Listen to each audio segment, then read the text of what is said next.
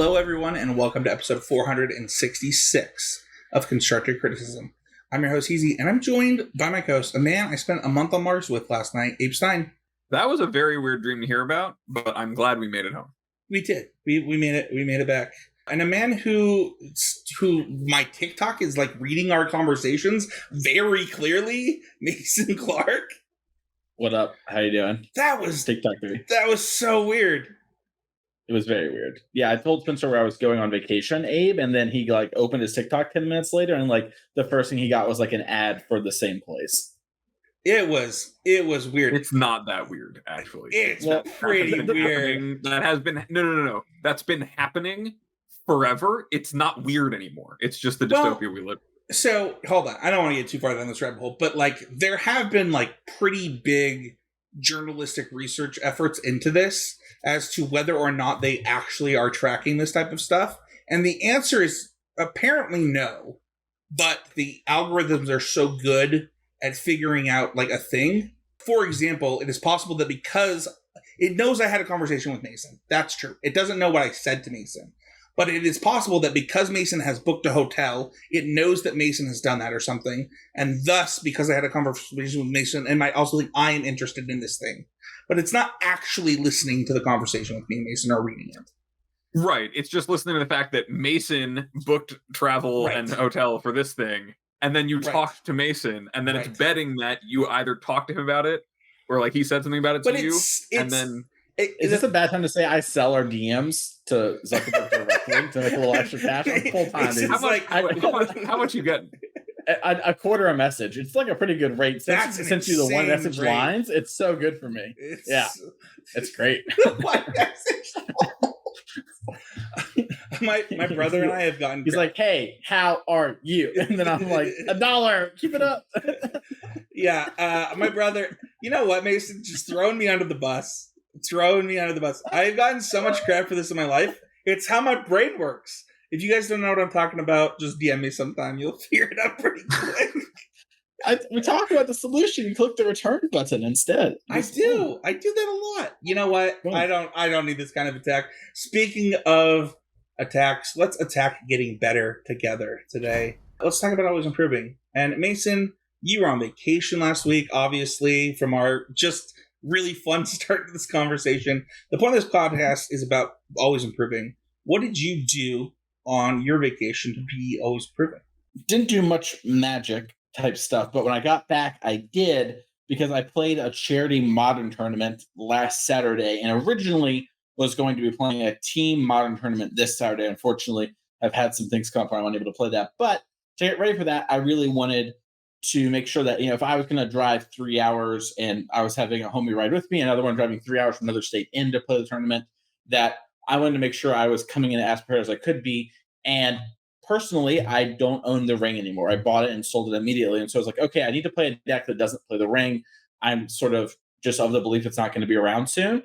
And so it's like, okay, I got to figure out something to play. And so I pretty quickly went to the Black Red Scam deck after thinking about it a little bit and sort of got the cards for that and practiced it and really liked it and really worked on getting that deck, a real mastery of it and like trying to get a great understanding and specifically coming to my bar for mulligans being incredibly high when playing it. It was one of those things where it is a mid-range deck that sort of gets these free wins, but when you're on the draw or in a bad matchup in that deck, you just have such strong draws that you shouldn't settle for medium ones. And so I was mulliganing sevens that I think a lot of people would keep because it just didn't have like a turn one thing or a powerful turn two thing for sure in the matchup. So just mulliganing super aggressively, going down to 4 a lot on the day in the charity tournament and, lost in top 4 and was pretty happy with my play or whatever and just mulliganed a lot and did a lot of like very powerful turn 1 to turn 2 things to get the ball going. And was really happy to have, my mulligans be tight leading up to it and also just get a much better understanding for the scheme deck.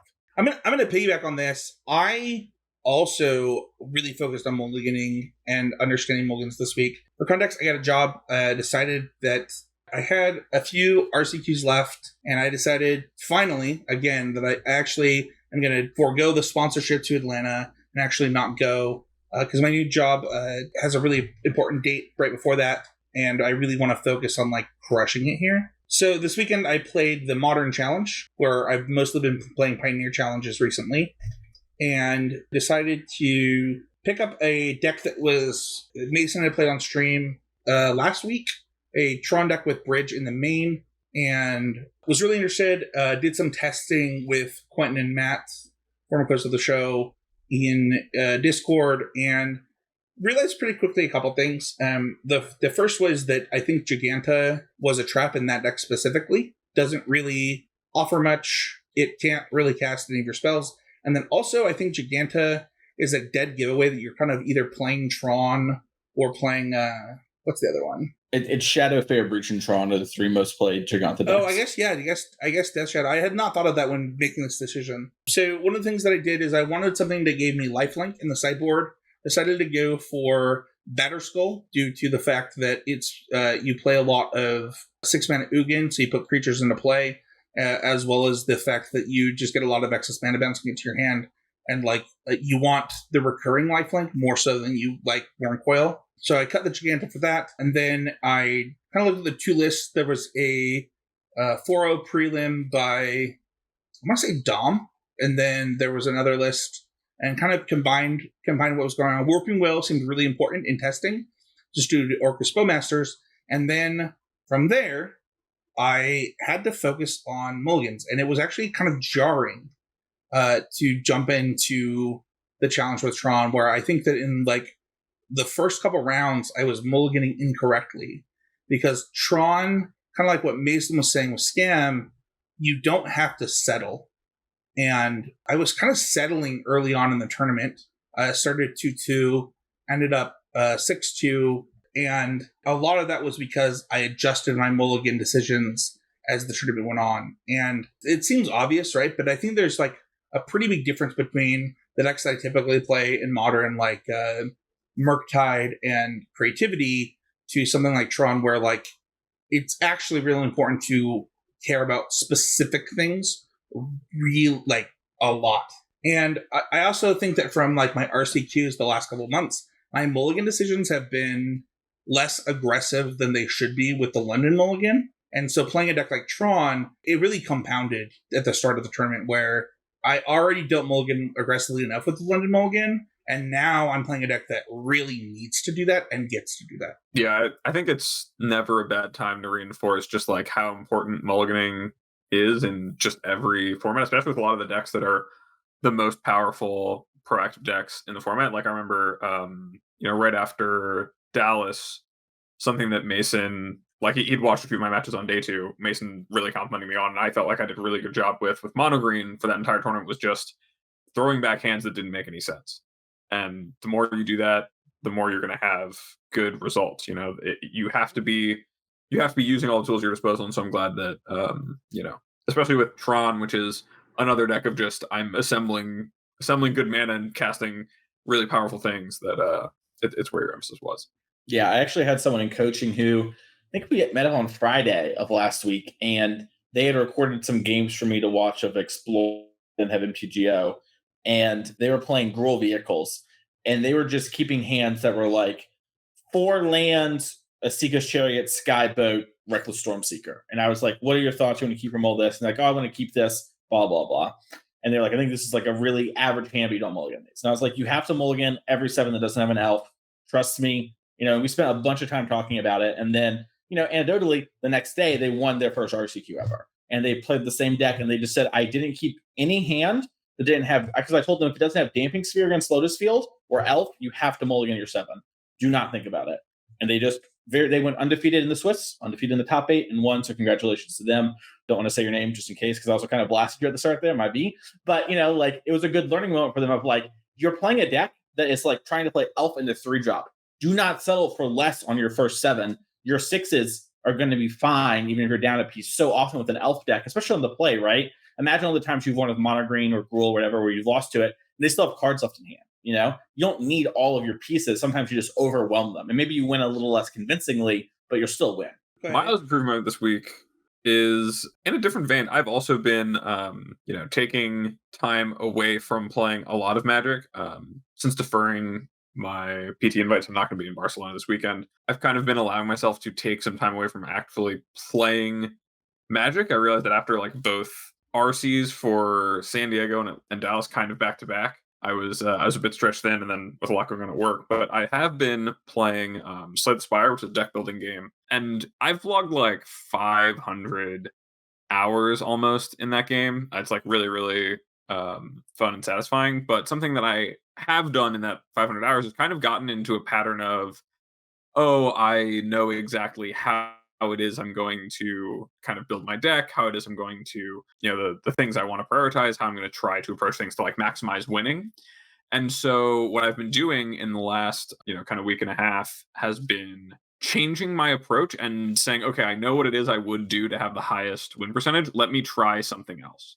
Let me try to do something different with my strategy, with how I'm doing things, and just kind of practicing learning things over succeeding at it, right? Rather than maximizing my win percentage, I'm like choosing to experience things differently, try different things, and just kind of like throw ideas at the wall, even if they might fail, to kind of learn more about how that works and practice that feeling of like, okay, I'm going to do this thing that I'm going to learn something from for something else, right? But not necessarily care about what it is in the moment. I think that's something where often in Magic, it's a really, really hard thing for me to do. And I think for a lot of people to do, to sacrifice what's working in the moment or take a step back from that in the moment, or something even will work well, to try to find something that works differently or better, because there's value in knowing that too. So that's where I've been always improving this week. Thing that players do pretty typically, and you sort of mentioned at the end, is we're really good at finding good lines quickly or good decks, and we hold on to them. I think especially like the MTGO Hive Mind, like we are good at finding a good deck, and we sort of be like, oh, this is good, this is sort of the bar or whatever, and we very rarely push to find a great deck or a great line, right? And I think sort of leans what you're talking about there of like, well, you got to try new things and explore, and like maybe your win rate suffers for a little while, but like finding that one thing could be the difference between, your 55% win rate deck and your 60% win rate deck. This is actually legitimately why I played the Tron deck that I played this weekend, was watching Mason stream. And one of the things that, if you don't watch Mason stream, I'll just plug him for a second. He's a big fan of like just having fun on stream and trying things on stream, and like not really caring about the result. But like what's really cool is like, you might see a deck that like has 8 drops in it with bridge, and you're like, there's no way this works. There's like actually not a chance this is a good idea. And then I watched a match that Mason played that I still demand that we record a video on, to watch the replay and like talk about it together, Mason, where Mason molds down to, I don't remember if you molded 3 or 4, but it was one of the best matches I've ever watched in Magic. The thing is like what you're talking about, Abe, where you're like trying different things. That's what Mason does on stream, and it encouraged me to do that in challenges. Like normally I'm like, oh no, like I want to do well in the challenge. I want to just like play a deck I know, or play a deck that like gives me a reasonable chance to like exactly what you talked about, Abe, right? Where it's like this is what I would do, and it's like, well, that's if Modern Season's coming up and I play a bunch of challenges, do I want to be the best Merc type player, or do I want to be the best Modern player, so that I can pivot whenever I believe pivoting is right? Awesome. Well, that is going to do it for Always Improving. No Patreon shoutouts this week, but if you want to support the show directly, go to patreon.com/ccmtg, become a patron of the show. Honestly, we had a really good discussion in the Discord this week. If you're a patron of $5 or more, you get access to the Discord. And I don't know, we had like 3 or 4, we talked about mulliganing during Always Improving. There were some good discussions about mulliganing today. Mason's got something to say. I think we saw a lot of different hands this week, and there's a lot of different dissenting opinions. And then there was one hand that we all agree on. And it's kept me up at night since I saw it. What is that? It was the blue-white control hand. Oh, that was not hand. That was not. That hand haunts my dreams. This last week, though, I haven't stopped thinking about it. You're such a dork. All right. Anyway, if you want to see these type of hands, head on over to patreon.com/ccmtg. Become a patron of $5 or more.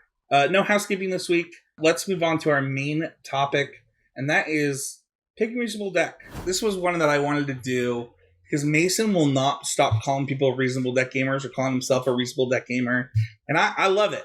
There are a few things that like my co-hosts have taught me throughout my time on the show. And one of them was a huge one from Michael Hinderucker when he talks about like the power of the mulligan, right? And like how important that is. And it's the literal first thing that you should do to get good at Magic is learning how to mulligan, because it's the thing that you are in the most control of, right? And Mason has brought this, and I think it's going to be another pillar of CCMPG of like being a reasonable deck gamer and kind of the power that gives you in deck selection. Because so often, and something that I've talked about a lot in coaching, is doing this rather than trying to do some other things that we'll get into in this episode. But Mason, when you talk about it, what do you mean?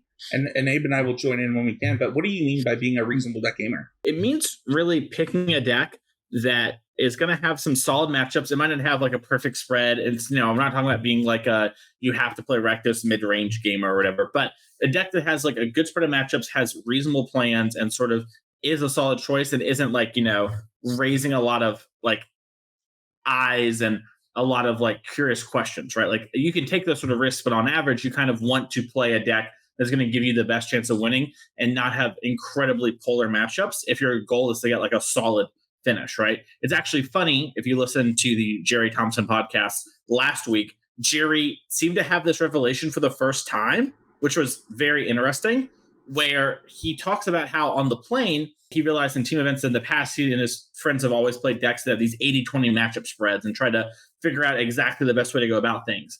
And that he would much rather have a team that is full of decks that don't give up any free wins, right? And then they end up getting top 4 in the most recent SCG doing that sort of model, right? And the reasonable deck gamer thing is sort of a very similar thing where it's like, I might have matchups that are bad, right? Like you might be playing Murktide and there's just 4 color that's a problem, but I have reasonable plans against everyone. I come to that matchup with a game plan. I'm ready to go. I think that there are really interesting moments where we convince ourselves our deck is a reasonable choice. I actually had a GP. It was one of a few GPs with CC Worldwide where I just kept convincing myself that like these like snake decks were like what needed to be good and like what I needed to play. And the data of my results said that the data of like other people and like the things going on did not agree with that. And I've actually talked to PVDDR about this before, where there are some times where something that people don't. But the thing is like you have to gauge like how likely something like that is. Is that what's happening? Because it's probably not as likely as you think. And one of the things that I think I found a lot of success in at least my career, in thinking about like what a reasonable deck is, the Willie Adel approach to picking a deck. And one of his first rules is like, does it lose to aggro? Okay, if it doesn't, that's good. Does it lose to nonsense? Like, am I going to lose to just like absolute nonsense? And those are 2 of his first 3 rules. I think he has either an article or a video on this that you can check out. But Willie Adel was kind of like my inspiration for not just what got me into like playing a lot of mid-range decks, but like also why I really enjoy ramp decks. Like ramp decks, for example, don't lose to nonsense. Like you actually it's really hard to beat a ramp deck with nonsense. And I think that has inspired me into like picking decks like Murktide and like viewing them as Jund and stuff like that. I don't know. What about you, Abe? I think it's really important to just remember that when you're picking a deck, and often when you're picking a deck, it's right for a season or for, multiple events that you're going to make an investment in what you're playing, making sure that what you're picking isn't something that is going to need to be having its week to be remotely competitive, is going to give you the most opportunity to succeed, right? If you're picking one deck, you want to make sure that deck is something that you can play week in, week out, and you can know, has a chance when you play against the field at large, right? Like I was just doing a quick scan of MTG Goldfish, because a good rule of thumb for me typically is, if you're in that top decks on Goldfish for whatever format, when it comes to standard, even a really, really wide standard format, if you're in those top like 5-6 decks, sure, you might not be the number 1 best deck. That might not be what you're playing. It might be you're priced out. It might be you don't enjoy it. You're still playing something that's competitive, right? You're still playing something that's going to be on the same power level in the right, in the right avenue. You're going to be a deck that's going to be on someone else's sideboard guide. That's going to be something where everyone understands and respects that that's a part of the equation. And that is just where you want to be at the bare minimum. If you're not bringing yourself to there, then you're not giving yourself the opportunity to really start on the same footing with the competition, for better or for worse, right? Starting on the same footing can mean that you're right? If you know something everyone doesn't, you have broken it, right? If that's something you've done, then that's great. You're not starting on the same footing. You're starting way ahead. But more often than not, you're probably putting yourself behind. And especially at the level of like, your average RCQ, or even an event like an RC, depending on your skill level, depending on the format, it's better to just avoid that risk and instead choose to start on that level playing field. So making sure that you're coming in with something that it is a deck in the conversation. It just gives you a huge edge, and over time, that edge will realize into your success, right? That's what really being a reasonable deck gamer is all about. This might be a little bit weird for the podcast, but I'm actually kind of curious. Like, I've only played in one RC since RC's happened. I think you've both played in 2 or 3. Can we just round table like what decks we picked for each RC? I think Abe and I both played 2, and I had Pioneer for both and played Phoenix in both. Also, only time I've ever played Phoenix for what it's worth. Outside of Expressive Iteration was legal. So for what it's worth, I played Mono White, and then Abe, you played in Standard, notably. Yes, so thank you. Yeah, I played Standard, Rakdos, and I played Mono Green and Pioneer. I think all of these fell under like reasonable gamer decks. And I think the best example is actually Mason's choices, right? Like at those times, Phoenix was on the radar, but not necessarily in the conversation of, oh, this is the best thing to be playing. Like I played Mono Green, Stock Green, because I was like, it's just the best thing to be playing. I think it's just the best choice. Mason kind of deviated from that, made a call, but Phoenix, even if that call wasn't perfect, the Arclight Phoenix deck is a known quantity. It does something powerful enough on the level of format. It is like definitionally a reasonable deck. Yeah, I think that's like a really important thing to highlight. I actually think my example is like maybe the worst, where like Mono White going into the USRC was the targeted deck, and I just focused on the mirror rather than focusing on more stuff. And then what ended up happening is Abe and I both missed on Nicholas. We both missed on Ob, and that card was like nutso butso at that RC. Yeah. But Abe, in my opinion, you actually just picked the right deck at both of yours. The reason I want to do this is because our next talking point is like, why is deck selection so important? And Abe, as somebody that, in my opinion, of both your RCs picked the right deck, like, why was deck selection important to you, and how did you land there? I mean, the RCs are a little bit of a unique beast because they're being open deck list, but even just in general, your deck choice, I would say it's up there. It's probably like just a step below mulliganing, we've talked about in this episode already, in terms of the most important decision you make for a tournament, because it has less that's in your control, your deck choice, right? You can't control necessarily what the metagame around you is going to be, but what you come to play with is equally as important. And for me, especially at the level of an RC, I have confidence that I'm a player who can succeed at that level, can play really good Magic and win a lot of matches. And so I wanted to make sure that I wasn't exposing myself to a bunch of risk, rolling the dice too much, made sure that my deck had plans for all the things I was playing against, and was just going to stick to that and seeing where things lie. And for me, that's the right approach. But what makes your deck choice so important is that it defines everything, right? It defines the way you're gambling on every round. The way that you're rolling the dice on what your matchup's going to look like, what your odds of how the matchup looks for you is defined by what your deck is and what their deck is. And so picking something that is more or less risky, more or less, those are hard decisions that are kind of up to you. But regardless, your deck has to be in the realm of what works in the format before you can do that, right? Like to Mason's, and I kind of want to throw it to you here, Mason, of like, talking about your Arclight Phoenix picks. I think that really is the most indicative of why is it important to choose a reasonable deck. That choice was reasonable, but had its upsides, right? It's a little bit riskier maybe than me picking Mono Green, but maybe what led you to that decision? I think that'd be really enlightening. For the first RC in Atlanta, it was definitely a thing where Phoenix was on the uptick, and a lot of really strong players brought Phoenix and did really well, despite Phoenix sort of falling off after that. And a big part of that was, it was sort of like, hey, this deck is good against Rakdos as long as they don't have Go Blink, and it is good against green if you bring the right sideboard cards and you like have a bunch of shredders and Thing in the Ices, basically. That was kind of like the consensus. And, I think it played out similarly close to that for that one weekend, but then players adapted. And then when it came time for Dallas, the metagame was actually in a very similar spot with the the Boros Convoke deck on the rise. And it occurred to me that I can simply put my Brotherhood's End in the main deck, and that would help me with the Rakdos Sack deck, the Rakdos Mid deck, and the Boros Convoke deck. And then I would be actually, besides that, in a very similar metagame position that we were in Atlanta 6 months prior. And so I sort of, honestly, in a lot of ways, while I do think the deck is a baseline reasonable and really strong, especially if you don't run into graveyard hate, I think things like Treasure Cruise and Friends are pretty broken as long as you don't run into hate. And there just wasn't hate. I didn't really play against anything except for Rest in Peace. That ended up doing me in a round. But regardless, that deck did really well, and the conversion rate over those 2 weeks was good. And I think it was a moment in time thing of like, while I don't think Phoenix is a reasonable deck all the time, there are moments where it looks better.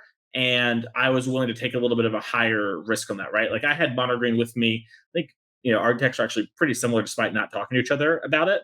And like, I was very close to pulling the trigger on it because it seemed like, once again, stock reasonable deck. But I felt that the Phoenix deck was slightly better positioned and put me in a better spot to win, and no one was really prepared for Phoenix. All my opponents, outside of ironically the mirror round 1, everyone was like, oh wow, like Phoenix, blah blah blah. And like a lot of people who were like, oh, I love the show, whatever, and they look at my deck list and like, wow, I wasn't expecting this, And I think it's just a moment of like, I felt confident with the deck. I was really sure there wouldn't be a lot of graveyard hate. There really wasn't. It seemed well positioned against a lot of the decks. I think it was. And at least for that period of time, I don't want to say it is for all of it because I don't believe it to be true, but the data showed like Phoenix did well or whatever. And I just was one of the people that didn't do as well with it, So I think, we talk about why is the deck choice so important, like what Abe said of like, oh, it is the thing you have like the most control of it. You can't control what other people are doing is true. And it's like, you need to choose a deck that will play through the tournament and play through more than just what's good against the best deck.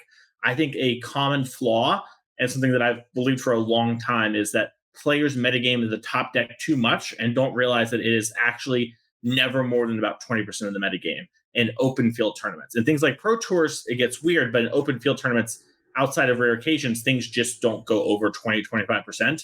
And when you like play a deck that's super tuned for the mirror and the super metagame, you're setting yourself up for failure, I think, quite often. To tie it back to the question you asked me, Spencer, of why is deck choice important? That opportunity that Mason had by choosing Phoenix to, if people's sideboards didn't look that way, have all this advantage of being a deck that's powerful but not targeted by graveyard hate. That's why deck choice is so important. You tie it back to that, is that that's an opportunity that you're going to get that is only because of the fact that you chose that deck, right? You chose something that has this, this weakness, but you identified maybe it wouldn't be there. Everything else about the deck's game plans makes sense. But if there weren't those Go Blank, there aren't those Hearses, there aren't those Rest in Pieces, now suddenly you're coming in a step ahead because people aren't prepared for you. And that's really where deck choice gets to be so important. I actually want to go back to that standard RC and like why, while my deck was a reasonable choice, I think it was actually a failure. Because I think that deck choice is important because, one, it is one of the things in your control. And I think that's like the number one thing we've highlighted, right? But also it positions you to have the type of event that you're going to have. And it positions you against what people are feeling and thinking and doing. And for me, Mason talked about the pitfall that I fell into, where when I fixed my deck for, I'm trying to remember the matchups that I cared about, like Grixis, which I thought was like super overrated, not even worth it. That's why Rakdos was so good in that event. And then the green-white toxic deck, and then the mono-red deck, like just kind of getting ready for like the things that I expected. And then the mirror, what ended up happening is like two things happen. One, Rakdos happened, where it's like, you know what? We don't actually need Corpse Appraiser. And if we don't need Corpse Appraiser and this counterspell, then we can play. For what's worth, I had actually tested against Rakdos. I had never played against Niv with mono white. Let me tell you, the thing that it's Ob. Or Ob, thank you. I did that twice now. Yeah, let me tell you the thing that beats mono white with Rakdos. It's Ob, unless you're Abe. I think I actually watched Abe beat mono white in that event. The thing is here is that I think that my deck choice was wrong, not because like it's Spencer, like why do you play white cards, but Spencer, you're not smarter than 700 people. Yeah, I also think there was one thing where like players underexplored the white deck. I remember Sam Black adding Bitter Union Fable to the deck, and I think that was a really smart add, and at least for that weekend it made sense. And then we saw Autumn Burchett played black and did really well at the Pro Tour a couple weeks later and was promoting that beforehand. And those were all things where maybe some splash going there. I also, one of the things you mentioned where you think you prepared is, I remember on the show you were like, Esper is good, but it has trouble with this deck. And like, that is, I'm not super worried about it, right? You were like, it's a good deck, I'm prepared, but I'm like not super worried. And I think maybe a place you slipped up was, if that's true, can Esper adapt to me and what would they do? And does my plan fit into that? Right. And I don't remember you really playing against Esper that much, but I know a lot of the Esper Legends players there were pretty happy with their white post-board plan. They weren't in love, but they were like, after game one, I feel pretty good about things. At game one, I can go 1, 2, 3 on you. Yeah, for what it's worth, I did not play against Esper, but I did play against 4-color, which had Archangel in it. And that card is a beating for mono white. For what it's worth, I do think that, I think mono white was a reasonable choice for that event. Mm-hmm. The results do not say that, right? Like, I think there was only one mono white in the top 16 of that RC. However, I had actually done coverage on a really big Utah tournament where one of the players, a standard RC actually, where one of the players went undefeated through Swiss and then had to get really unlucky to lose to Mono Blue, which is a really good matchup, with literally Fable of the Mirror Breaker Mono White. I had that information. I didn't use it, so.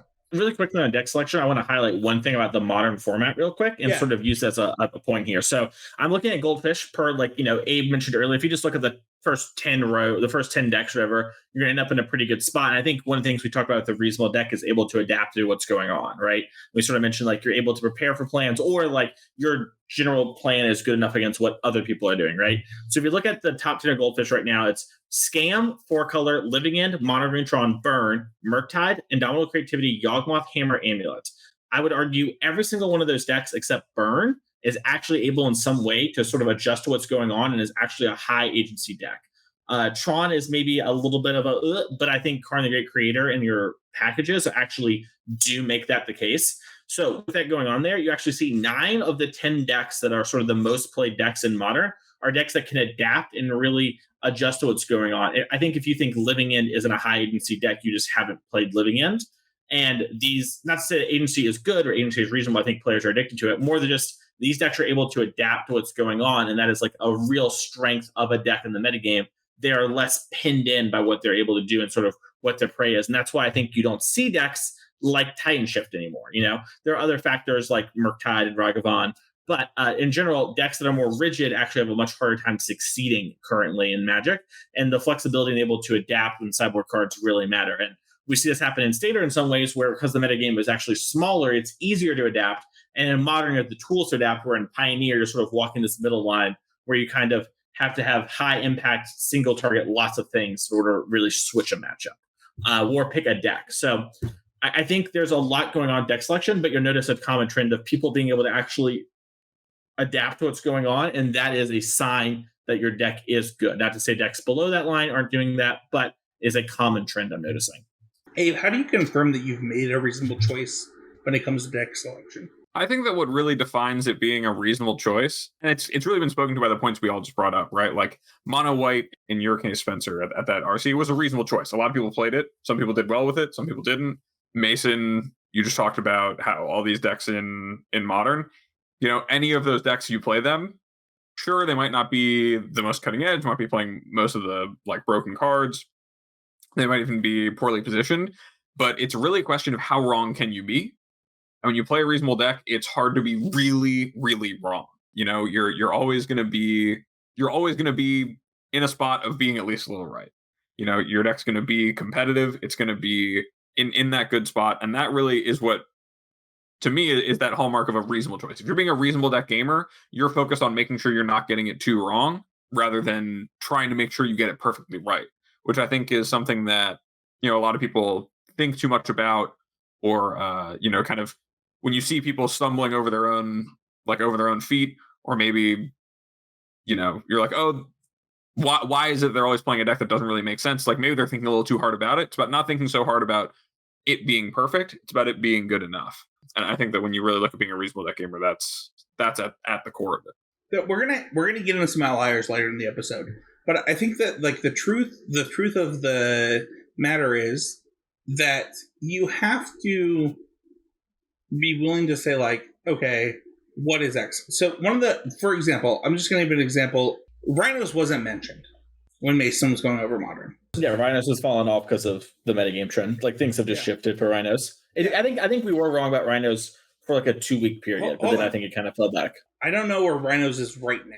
And I also don't think that, like, Rhinos has had time to adjust. And understanding, one of the things that was really cool about, like, Mason's experience with the RCs and, like, his experience with Phoenix is, like, what tools do I have and how do I have them?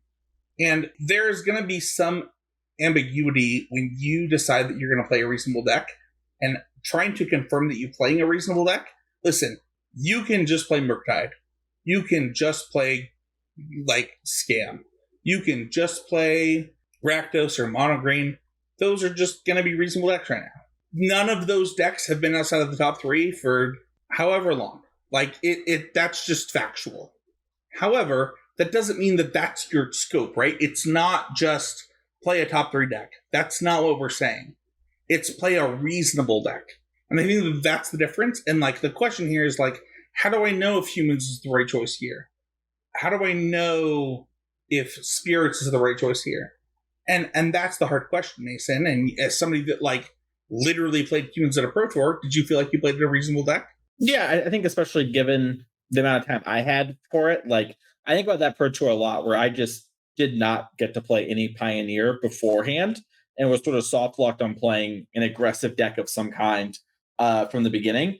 And, like, I think had I gone back and had just a couple days, I probably would have played Neoform in that Pro Tour. Not even because it was the best, but because I think it was sort of well positioned and underappreciated at the time. But, like, I played a deck that had pretty good plans. I think it put I put one person in the top 8 and another in the top 16. That person, to be fair, did have an innovative take on it with having Ossification in the main over Brave the Elements. But, still a solid finish or whatever. And I feel like I played a totally reasonable deck, even if, it did not do very well. I think statistically, it had like a 39% win rate at the Pro Tour, which is really bad.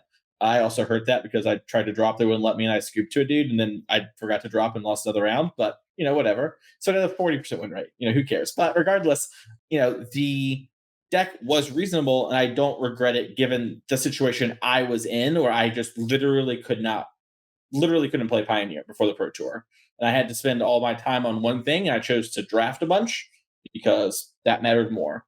I think that we've kind of established, like, some ways that you can confirm it. If you were going to sum this up, like, you've got an RC tomorrow. I want to give an example, though, that was said on this podcast. Mason had a coaching session, Abe, where somebody was going to play Gruul. He gave them a heuristic to play Gruul. Gruul, to me, according to your thing, is a reasonable deck choice. How do you just solidify that in your mind, though, going into an event? Well, like I said, I think the biggest rule of thumb that I would use is, are you playing a deck that's going to show up on someone else's sideboard guide? Especially if you're in the Pioneer format and your deck is not in that, if it's not on Misplaced Ginger's red-black sideboard guide, you should ask yourself if my deck is a reasonable deck. Like, I'm not going to say there's something wrong with playing Karuga Fires or whatever. That deck obviously is powerful, but you better have a really, really good, strong set of plans. And it might not be that that's the thing you want to be doing all the time. It's not going to be well positioned every week. Whereas if you're playing something like Mono Green, like Blue White Spirits, like Mono White Humans in Pioneer, all of those are decks that everyone kind of knows what they're up to. Everyone, has to plan around them. Even like Rule Vehicles, right?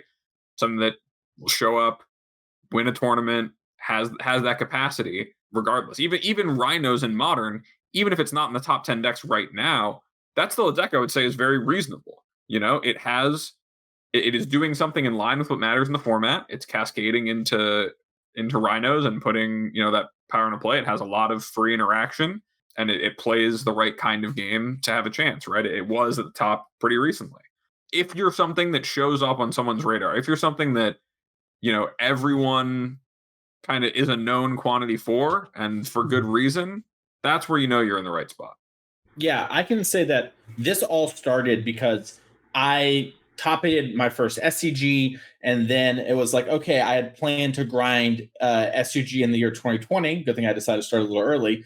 And I had, just got a jump start on points, right? And I had a bunch of IQs coming up, and I was like, well, I can play like 9 IQs in a row and then play the last 5 opens in a row. And if I at least top 64, all of them, and get at least one top 32, I should end up barely in the top 48 or the top 32 for the one buy, or however. It was 64, right, Abe? That's what it used to be for SCG. 64 yeah, so year for one buy, yeah. Yeah, I was like, I can easily end up in the top 64 if I just consistently top 8 some of these IQs, win a couple, and then just top 64 all these SCGs. I will end up in the top 64, only playing half the events of the year that everyone else has, and that will give me the one buy for 2020. And I ended up almost breaking into the top 32. I think some very handsome dude with a good smile ended up actually in that spot. But I was in the running for it despite playing a little less, and my bar and sort of how this all got started, and the idea was, if I'm going to be playing these events, I can't afford to be taking huge risks, right? And I need to be playing reasonable decks, because my goal, I would love to have top 8 in. I lost a couple more win-ins during that time, like playing humans and that sort of thing during that era, but I still put myself in a position where it's like, I need to top 64 and get one top 32. And if I do that, my goal is to set myself up for a buy, so the next year I can make a real run at things. I can't do that without the buy. I need that sort of help. And it put me in a position where it's like, how do I know it's a reasonable deck? The answer is, if I go up to someone like Abe, who I barely knew at the time, or Harlan, or someone from Team Lotus Box, and they were like, hey, Mason, what are you playing this weekend? They don't raise an eyebrow. They're not like, that's weird. If I didn't really know Abe then, but I think had I gone up to Abe at any of those weekends, Abe would have been like, oh, that's reasonable. Or like, oh, sure, that makes sense, right? And that's sort of how it all started. And to be fair, Abe and I have been on Mars for the last 7 years, so probably good enough to talk to him. I do want to say, there are some pitfalls that happen in this process, because, I talked about how I thought Mono White was reasonable, but I couldn't have ended up where Sam ended up. I mean, not only that, I definitely talked to Sam before the RC, right? It wasn't like I was blind to what Sam was playing. What do you guys think that are some pitfalls? I'll kind of go first. I think that my pitfall was thinking that I knew something that somebody else didn't. And I think that there's a weakness here that actually was highlighted. First of all, I want to say I love this podcast. I think they're all great. But First Strike actually highlighted this really well, where they're like, people that qualify for the RC are dumb.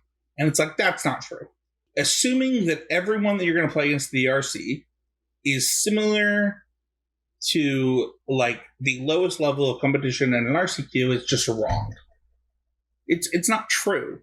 And I think that that's kind of how I prepared, as though I was preparing against a bunch of RCQ players. I think that's a huge pitfall for something like that. And I remember having actually the same problem at my Pro Tour, where I ended up playing like Sabertooth, whatever it is, that bounces my Hornet Queen in the mono green mirror at Pro Tour Origins. Yeah, it's really good in the mono green mirror to have this, but guess what? People are going to figure out how to beat mono green devotion or green red devotion instead of doing this. And that's a huge pitfall that I fall into a lot. The next is I find this really true in Modern, but I don't know if I find it true other places, but other people won't play X. It's just wrong. Somebody's going to play it.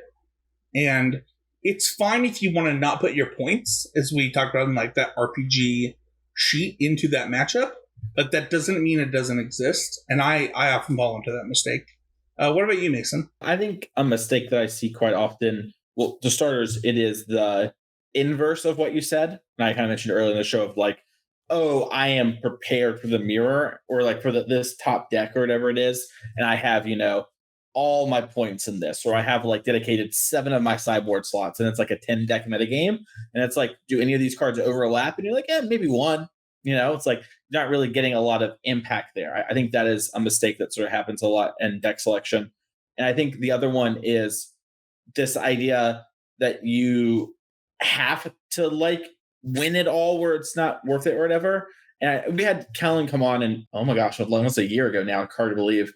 But Kellen Pastor came on and talked about kind of picking a deck for an event, right? And talked about how listen, if the only thing that matters is you winning the event, then you should maybe play a deck with a higher risk or whatever, right? Versus like if your goal was something like mine, where it's like you want top 64 in that situation, then it was like, or the RC, right? I guess now it's top 32. We're in the new era, everybody, 16 less slots for the Pro Tour.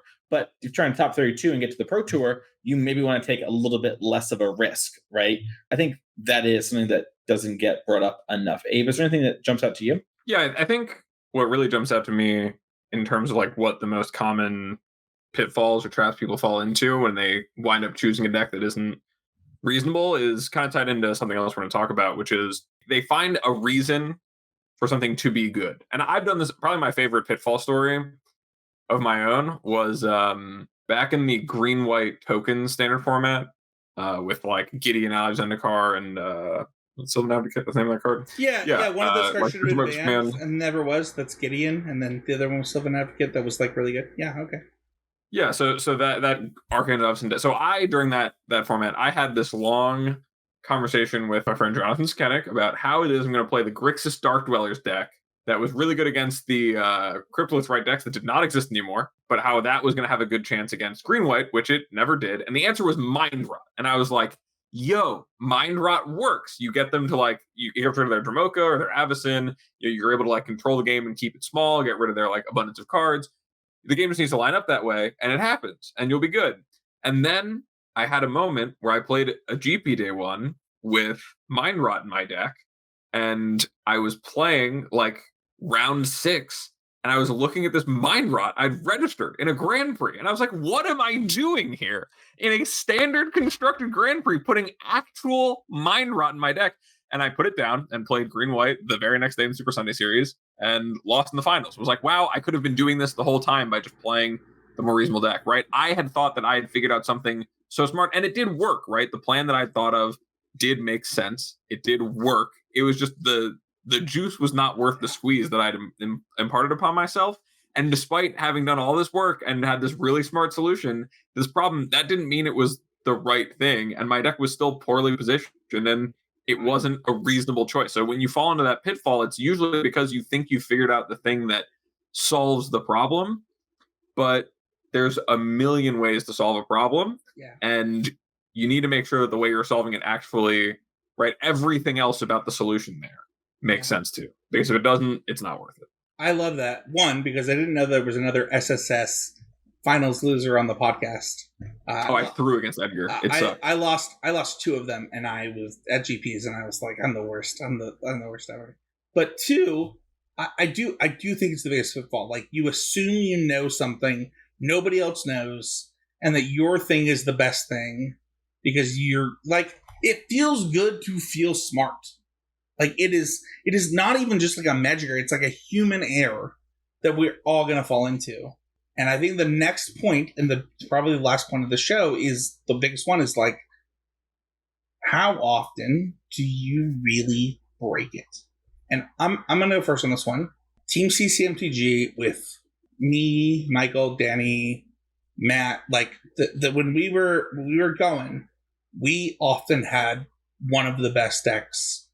We got multiple pros in there. We had the decks that CFB had, like, and I'll be honest, like, it is not that we broke it, because guess what? Neither did those teams. Other people had that stuff. And I want to talk about a few things. You're not going to break it. Like, that's the first thing that I want to say, is that if you do, you'll know it pretty quick. Because it will be like, there's no chance that somebody else did this thing. And if they did, good for them. But don't next level yourself. But, like, try themes. The good example of this is when I won states the second time, I won with a Teamer Energy Aetherworks Marvel deck that my team was at the Pro Tour with at the time, where all I did different was I added Spellquill to the sideboard to beat the mirror.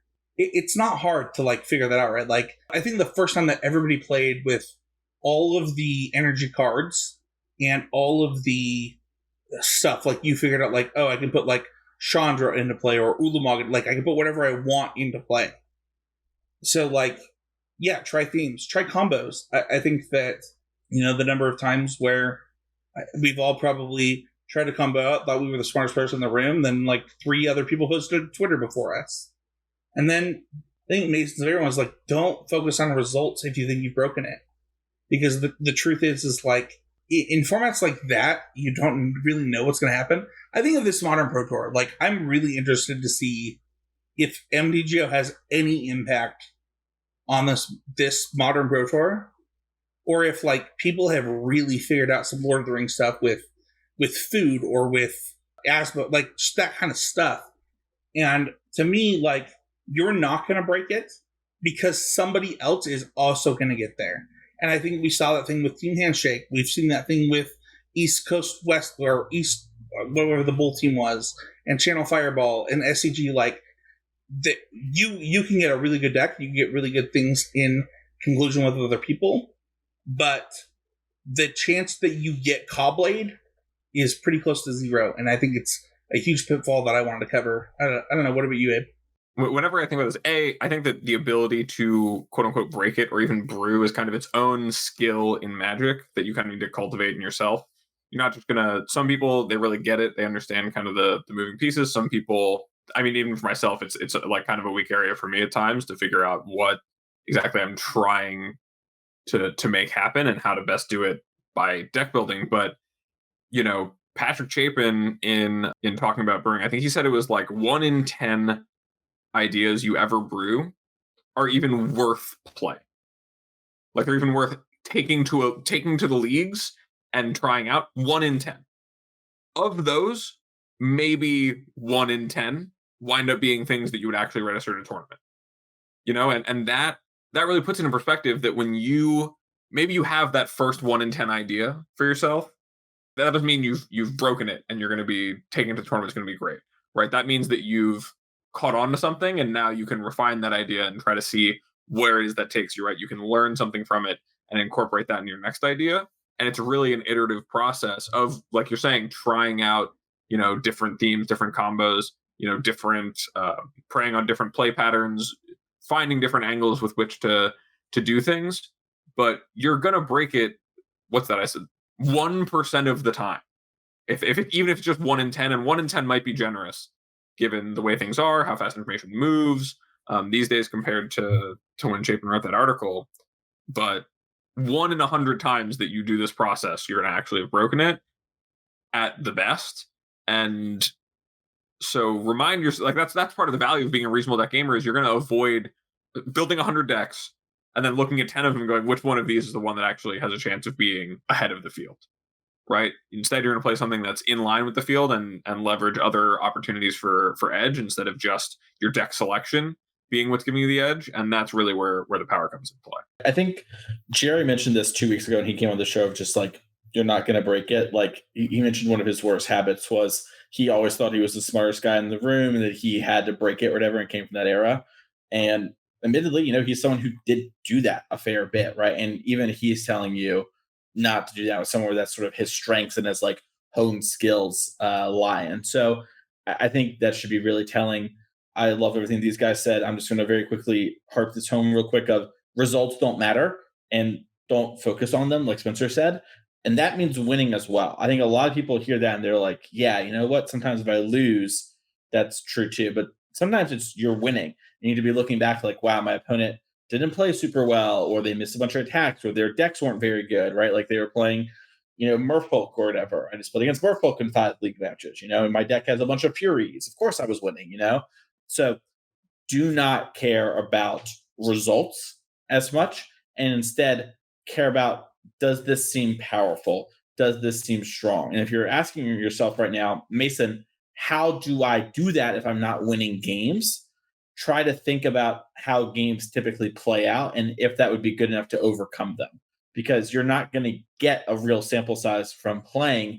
Playing is a way to let you see how the cards interact so you can think about it in your head more.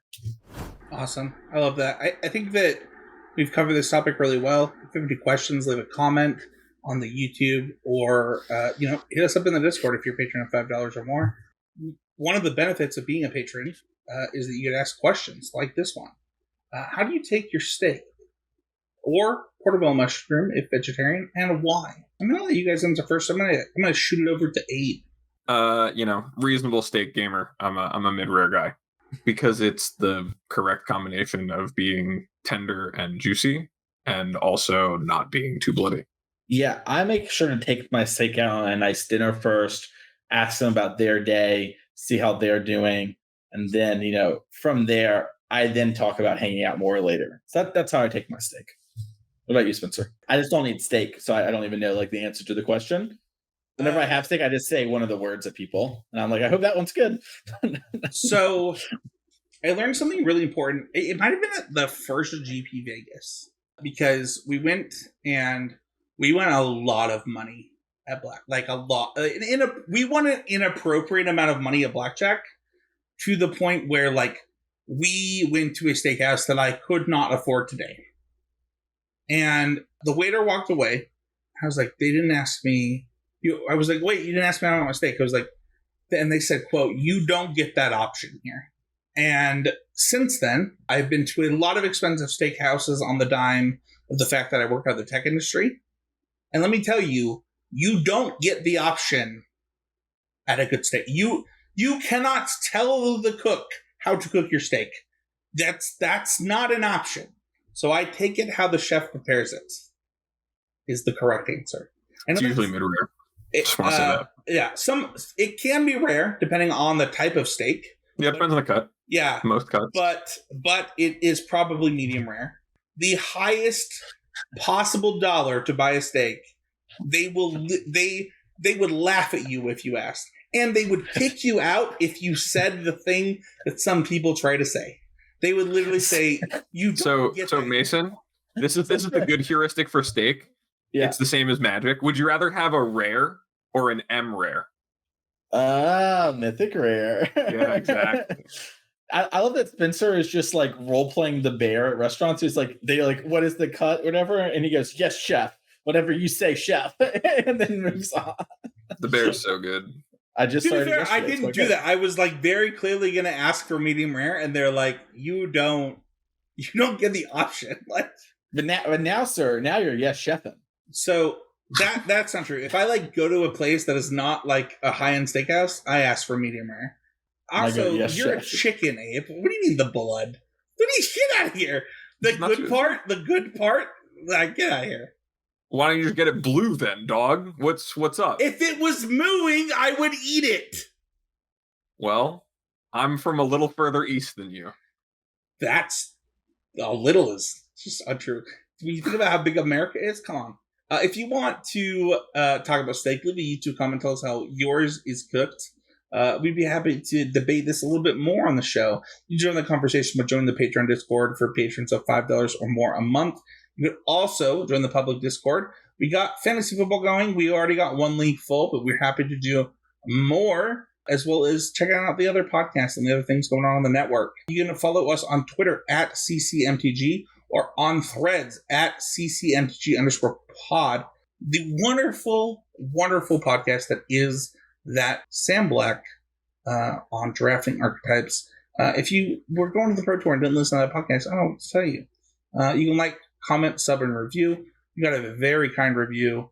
I really appreciate that type of stuff, so thank you so much. And where can people find you, Mason Clark? You can find me over at twitch.tv/TheMasonClark. I'll be doing a watch party of at least Friday of the constructed rounds and probably Saturday of the constructed rounds of the Pro Tour. I will be asleep when the finals is happening, but maybe we'll do a review of that. Also, just be streaming there pretty regularly during the morning. Coaching has not lined up well with it recently, but trying to do that. You can find me each and every week over at Card Kingdom, writing an article. You can find me at Twitter at Mason E. Clark. If you're interested in coaching, you can reach out to me via there on Twitter and DM me, and we can have a conversation. Or you can email me, which is my email is masoneclark@gmail.com, and we can figure that out for you. Abe, what about you? You can find me over at twitter.com/more-nothings. You can find me on Blue Sky under however you search those names, More Nothings. I haven't really done anything there yet, but I was A, given an invite, and B, given recent terrible business decisions, who knows. You can also now, breaking news, you were hearing it here first officially, you can find me doing coverage of the NRG series with Mason. Oh, dang. I didn't even know that. That's official? Yeah, that's I me. love this so much. That's it. Yeah. I knew you were getting talked to. I didn't know if it had been like official yet. That's sick. I'm excited to work with you. I love that you told that to me on the podcast. That made me and you might be able to find me depending on time of day on Mason's restream of the Pro Tour, depending on if I'm. Oh, it's gonna be 8 a.m. baby. That I got my alarm set. 8 a.m. on Saturday.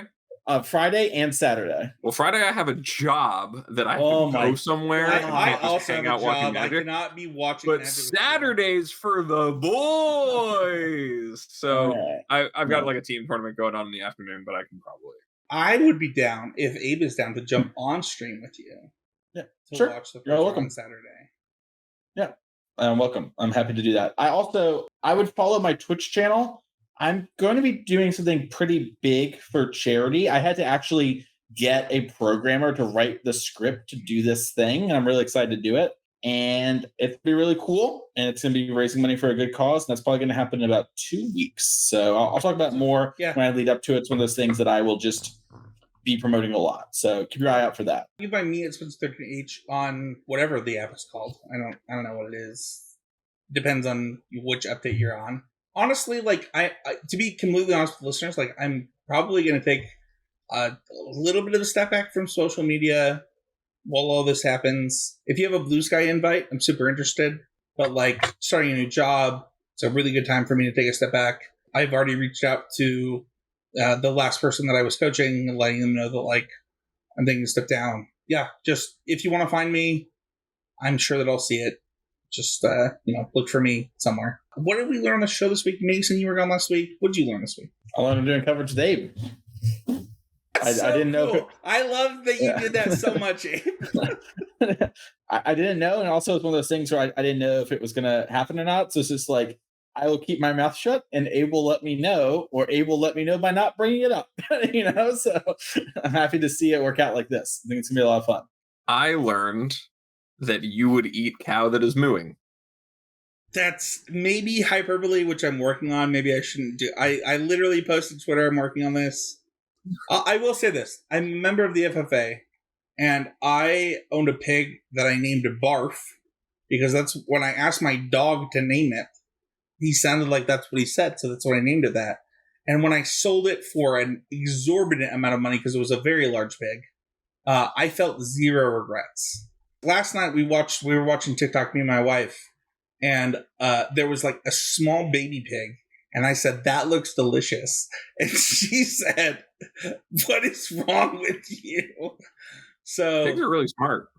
Yeah, they're also really smelly. I don't know if you've ever tried to get pig crap out of a leather jacket, Abe, but you have to use toothpaste. Like nothing else will get the smell out. Hey, I got a quick question. Why do you know that? I literally. What? Did you have a leather jacket on and you were shoveling pig poop? No, and you were just like, because poop. Pigs projectile poop, Mason. That's what I learned this episode. Pig projectile poop. That sounds like a positioning problem on your end. There's not enough time left on this podcast to defend myself, but I won ribbons. It's in the FFA. One of the things that I kind of learned this week was just kind of the levels that you have to go through to convince yourself of something. And I think I knew that, but it really reinforced it when you think about the number of personally, the number of times that I have registered a deck that I thought was busted.